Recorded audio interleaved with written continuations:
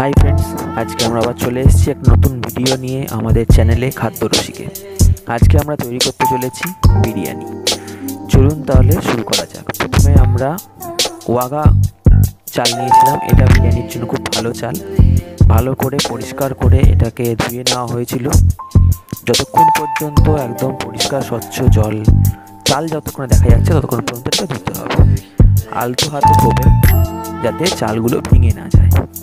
তারপর একদম জল ঝরিয়ে চালগুলোকে শুকোতে দিতে হবে। এবার দুধটা তৈরি করে নিচ্ছি। দুধের মধ্যে কেওড়া জল আর গোলাপ জল দিয়ে দেব।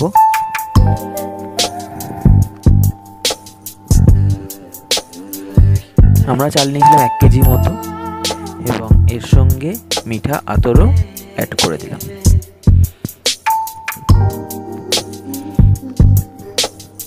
তার সঙ্গে জাফরান অ্যাড করে দেওয়া হচ্ছে বা কেশর, যেটা আপনারা বোঝেন।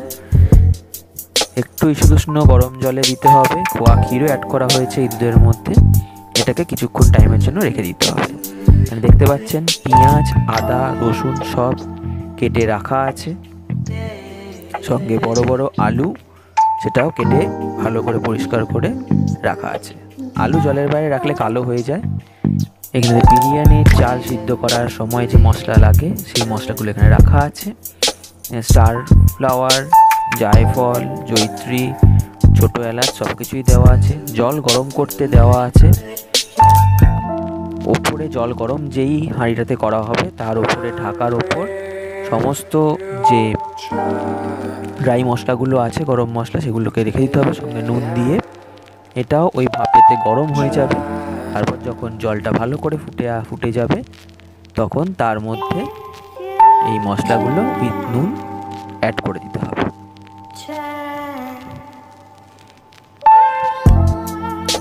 এরপর এইখানেতে চালটাও অ্যাড করে দেওয়া হবে।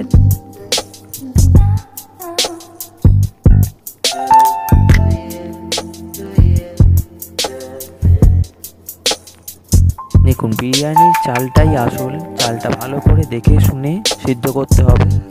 মোটামুটি 70 to 80% সেদ্ধ হবে, যেহেতু এটা আবার দমে থাকবে সেই কারণে 100% এটাকে বয়েল করা যাবে না।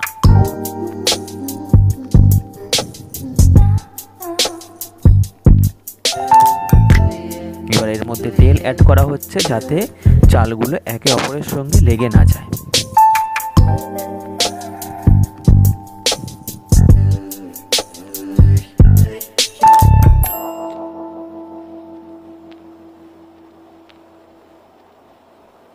দেখতে পাচ্ছেন চাল মোটামুটি সিদ্ধ হয়ে গেছে।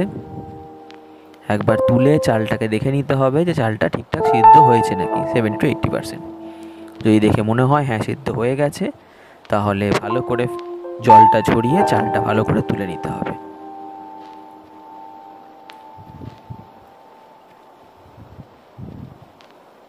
স্ট্রেনারের মাধ্যমে ভালো করে চালটাকে ছেঁকে নেওয়া হচ্ছে।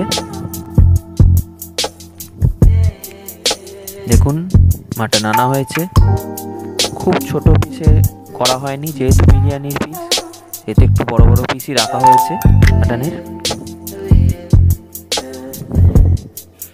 চাল এবং মাটনের পরিমাণ মোটামুটি সমান রাখতে হয় বিরিয়ানির ক্ষেত্রে। সাদা তেল দিয়ে দিয়েছি, সঙ্গে একটু ঘি অ্যাড করে দিচ্ছি, তাহলে ভালো ঘিয়ের ফ্লেভারটা পাওয়া যায়।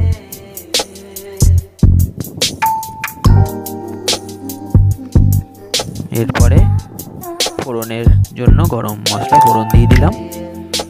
এখানে দারচিনি, তেজপাতা, গোলমরিচ, লবঙ্গ, ছোটো এলাচ সবই দেওয়া আছে। এবার পুরো পেঁয়াজটা দিয়ে দেওয়া হলো।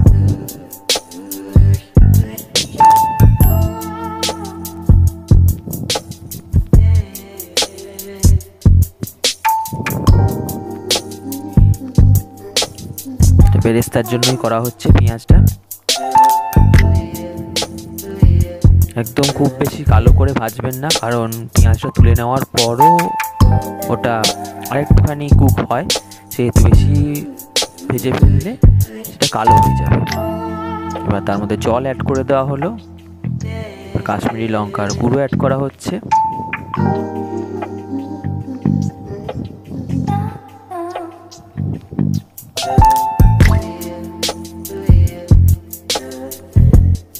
এবার এই জলের মধ্যেই আলুগুলো সেদ্ধ হবে। এইভাবে করলে আলুর ভেতরে খুব সুন্দর একটা ফ্লেভার যায় এবং আলুর কালারটাও খুব সুন্দর আসে।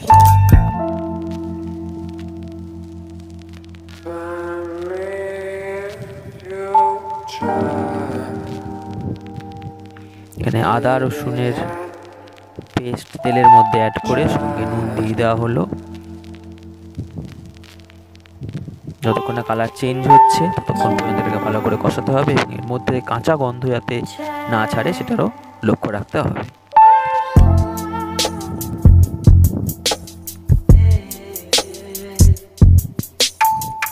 দেখতেই পাচ্ছেন কালারটা চেঞ্জ হয়েছে। যদি মনে হয় খুব লেগে ধরছে তখন অল্প অল্প করে জলও অ্যাড করতে পারেন আপনারা।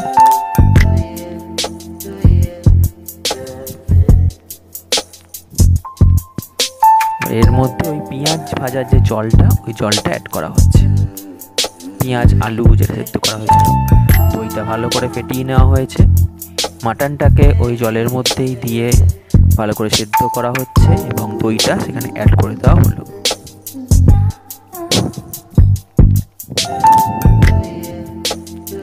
দইটা দেওয়াতে মাটনটা সিদ্ধ ভালো হবে এবং একটা সুন্দর টেস্টও আসবে। এবার এর মধ্যে বিরিয়ানি মশলাও অ্যাড করে দেওয়া হচ্ছে। অনেকে অনেক রকমভাবে বিরিয়ানি তৈরি করে, অনেক ধরনের রেসিপি, অনেক ধরনভাবে বিরিয়ানি তৈরি করা যায়। আমরা এইভাবেই তৈরি করি, তাই এটাই আপনাদের সামনে আমরা দেখালাম। মাটনও কিন্তু পুরোপুরি 100% সেদ্ধ করবেন না, কারণ এটাও এরপরে আবার দমে দেওয়া হবে। এবার দমের জন্য হাঁড়ি রেডি করা হচ্ছে। নিচে প্রথমে গ্রেভিটা স্টকটা দিয়ে দেওয়া হলো, তার উপর রাইস দেওয়া হচ্ছে লেয়ার ওয়াইজ।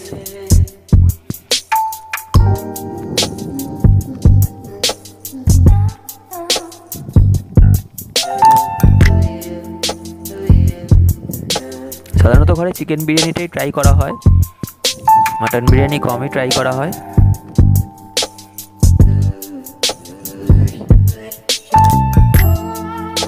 কিন্তু যেহেতু আমার মা চিকেন খান না, সেহেতু মাটন বিরিয়ানি মায়ের জন্যই স্পেশালি করা হয়েছে ঘরে।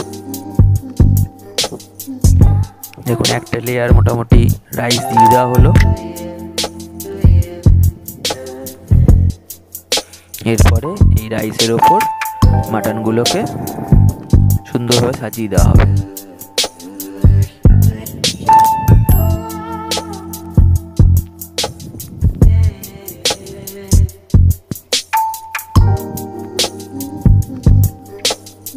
আপনাদের মাটন যদি, আমার মাটনটা একটু বেশি সিদ্ধ হয়ে গেছিলো, তাই জন্য আমরা একদম নিচে দিলাম না।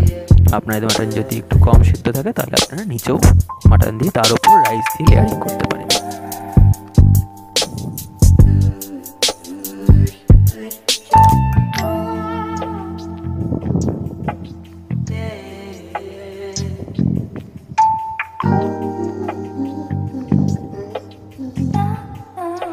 এরপরে এর উপরে সেই দুধটা যেটা দেখেছিলাম প্রথমে,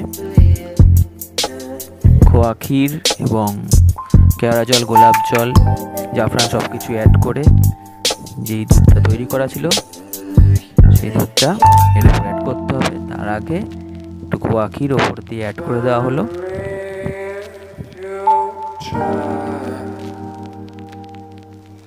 এতে বিরিয়ানির টেস্ট আরও ভালো হয়। এর উপর দিয়ে গোটা বিরিয়ানিটার উপর দিয়ে পুরো ভালোভাবে এই দুধটাকে ছড়িয়ে দিতে হবে।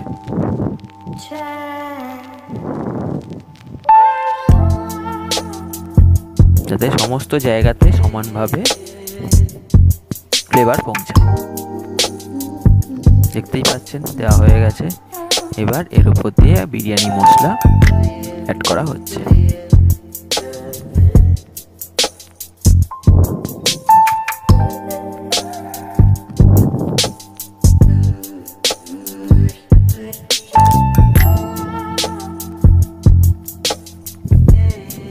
একটু গোলমরিচের গুঁড়োও আমরা অ্যাড করেছি।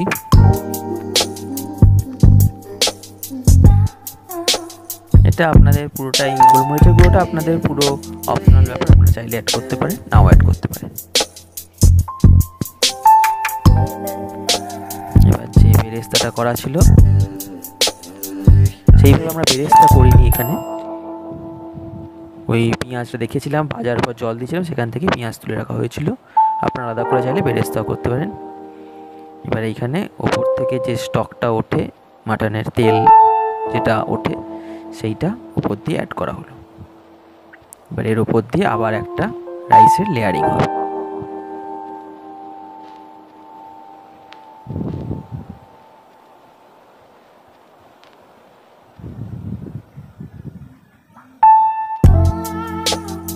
আপনারা এই পদ্ধতিতে অবশ্যই করে আমাদের কমেন্টে লিখে জানাবেন যে আপনাদের কেমন লাগলো, টেস্ট কেমন হয়েছিল।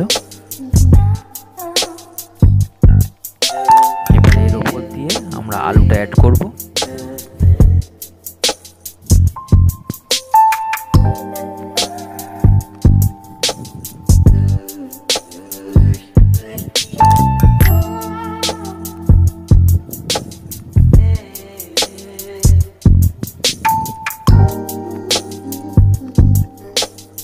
তার উপর একটুখানি দুধ ছিল, সেই দুধটাও এর উপর দিয়ে অ্যাড করে দিলাম যাতে আলুগুলো সুন্দর ফ্লেভার পায়।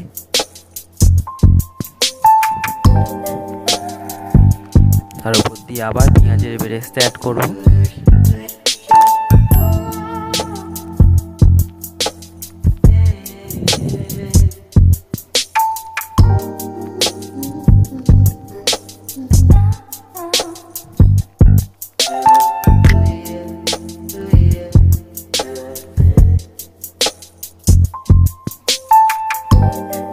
গোলমরিচের গুঁড়ো অ্যাড করা হচ্ছে।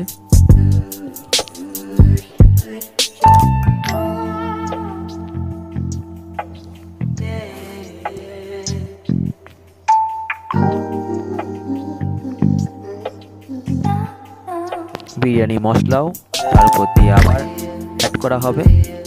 প্রত্যেক লেয়ারে সমস্ত রকমের জিনিসপত্র বারবার করে অ্যাড করা হবে যাতে প্রত্যেকটা লেয়ারে সমানভাবে ফ্রেগনেন্স, ফ্লেভার এবং টেস্ট থাকে। এবং মাটনের যে রোগানটা ছিল সেই রোগানটা আবার উপর দিয়ে অ্যাড করে দেওয়া হচ্ছে।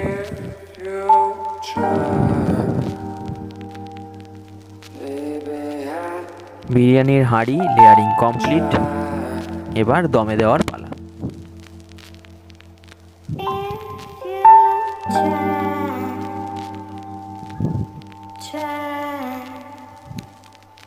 দেখুন এই যে আমি ঘিটা অ্যাড করছি, এই ঘিটা আপনারা চাইলে বিরিয়ানিটা দমে দেওয়ার আগেও দিতে পারেন বা দম থেকে খোলার পরও দিতে পারেন। তবে আগে দিয়ে দিলাম কারণ আমরা অতটা করে ঘি অ্যাড করি না, বা বাড়িতে খাওয়ার জন্য অতটা করে অ্যাড করা হয় না, যেটাতে পুরো বিরিয়ানিটাতেই ঘিয়ের ফ্লেভারটা যায়, সেই জন্য আগেই আমরা বিরিয়ানিতে ঘিটা অ্যাড করে দিই।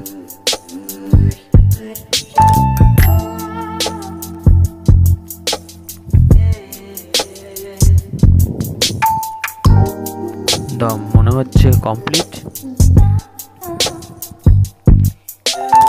তুলে দেখার পালা বিরিয়ানি কেমন হয়েছে।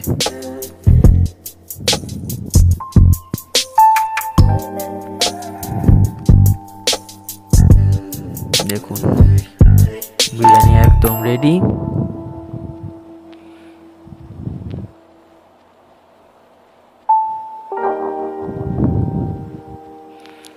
যত বড় মুখওয়ালা হাঁড়ি হবে তত বিরিয়ানি করার সুবিধা। আমাদের হাঁড়িটার মুখের পোর্শনটা ছোট, তাই জন্য ভাঙতে অসুবিধা হচ্ছে। আপনারা চেষ্টা করবেন একটু ফ্ল্যাট গোছের কোনো হাঁড়িতে বিরিয়ানি রান্না করার।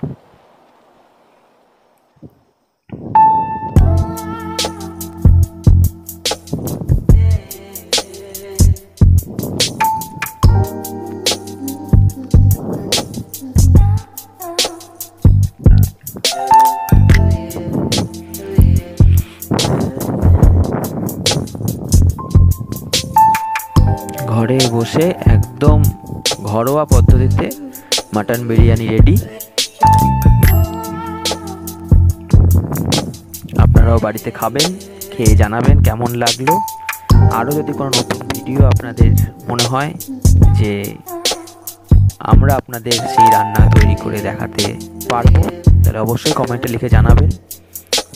যারা এখনও পর্যন্ত আমাদের চ্যানেলটিকে সাবস্ক্রাইব করেননি তারা অবশ্যই সাবস্ক্রাইব করে দিন, পাশে থাকা বেল আইকনটিকে ক্লিক করে দেবেন, সঙ্গে থাকবেন, লাইক করবেন, শেয়ার করবেন, কমেন্ট করবেন এবং আপনাদের কমেন্ট লাইকের ওপরেই আমাদের আরও নতুন ভিডিও করার বা নতুন ধরনের খাবার রেসিপি আপনাদের দেখানোর জন্য আমরা তৈরি থাকব। দেখতে পাচ্ছেন একদম গোটা চাল আছে, রেডি আমাদের ঘরের তৈরি মাটন বিরিয়ানি। সঙ্গে রায়তাও করা হয়েছিল, রায়তা রেসিপি লাগলে কমেন্টে লিখে জানাবেন, সেটাও আমরা আপনাদের প্রোভাইড করব। আলু সুন্দর নরম সিদ্ধ হয়েছে সুন্দরভাবে।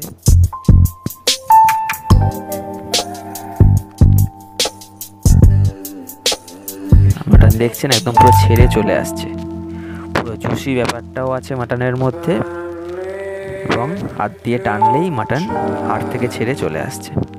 খুব সুন্দরভাবে সিদ্ধ হয়েছিল মাটনটা এবং খেতেও অসাধারণ হয়েছিল। আমাদের সঙ্গে থাকার জন্য অসংখ্য ধন্যবাদ।